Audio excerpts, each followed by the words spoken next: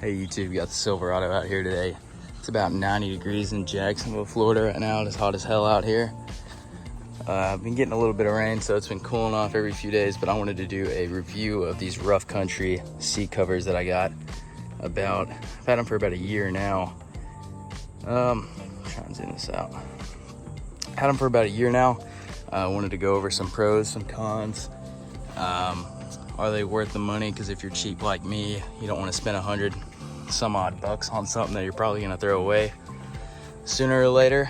But yeah, these aren't cat skins. Obviously, you're not gonna be spending up to $1,000 on them.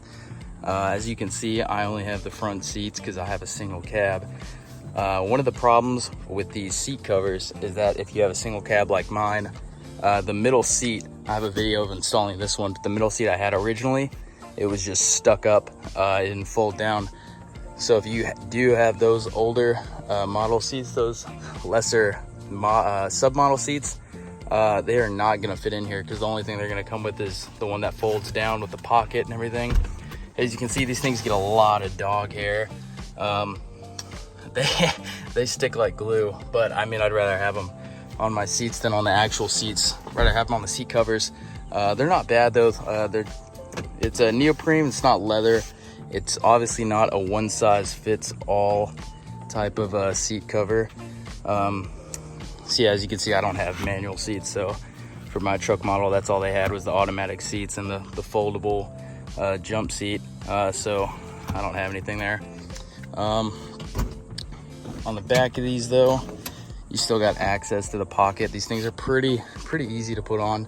You got a zipper and got a bunch of clips to go around. I think you have to take the headrest out to be able to put them on.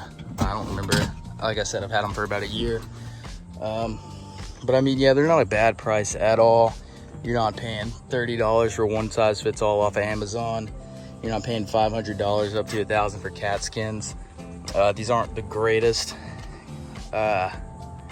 quality, but I mean, they're super comfy. They do add a little bit of size to the seat, but they are super comfortable and they have held up pretty well this past year. So what you're gonna have these for is, so they come in for a bunch of different models. You got them for Jeep, Ram, Dodge, GMC, Toyota, and obviously the Chevy right here. But yeah, there's not much to it.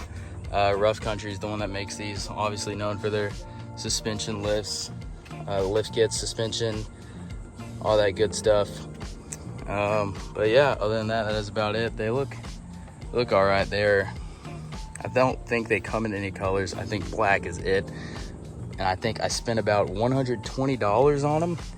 But they are not bad at all. But like I said, again, if you have any dogs like I do, that hair gets just stuck in there, and I haven't really tried to move it at all, but it doesn't take a lot to come off like that. See, but yeah, these seats are not a bad buy at all. So if you're looking in the market for them, maybe you happen to come across this video, I do recommend getting them.